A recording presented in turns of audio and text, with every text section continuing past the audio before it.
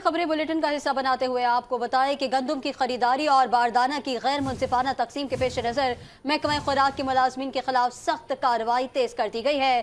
3 food supervisors کو ملازمت سے برطرف کرنے کے لیے فائنل شکوز نوٹس جاری کر دیے گئے۔ فائنل شکوز نوٹس کے بعد ان تینوں سپروائزرز کو ملازمت سے برطرف کر دیا جائے گا۔ اس سے پہلے 8 ملازمین کو بھی ملازمت سے برطرف کرنے کی کارروائی مکمل کر لی گئی ہے۔ اس بارے میں مزید تفصیلات جانیں گے اپنے نمائندے شکیل نائٹ سے۔ شکیل، کیا تفصیلات ہیں آپ کے پاس؟ آگاہ کیجیے گا۔ جی، محکمہ خوراک کے ملازمین نے اس مرتبہ گندم کی خریداری میں بے قاعدگیاں کی ہیں۔ اس پر محکمہ خوراک نے نوٹس لیا ہے۔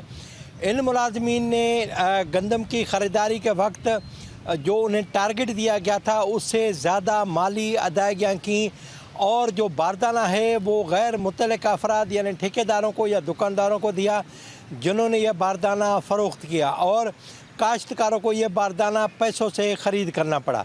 اس بات کا نوٹس لیتے ہوئے ڈائریکٹر محکمہ خوراک نے 3 فوڈ سپروائزرز حق نواز کھوسو، سبی الرحمان محسر اور اسد اللہ بدھ کو فائنل شوکاز نوٹس جاری کر دیا ہے۔ اب انہیں ملازمت سے برطرف کرنے کی کارروائی آخری مرحلے میں داخل ہو گئی ہے۔ ان افسران کو پہلے شوکاز نوٹس دیا گیا تھا۔ شوکاز نوٹس میں ان سے جواب طلبی کی گئی تھی۔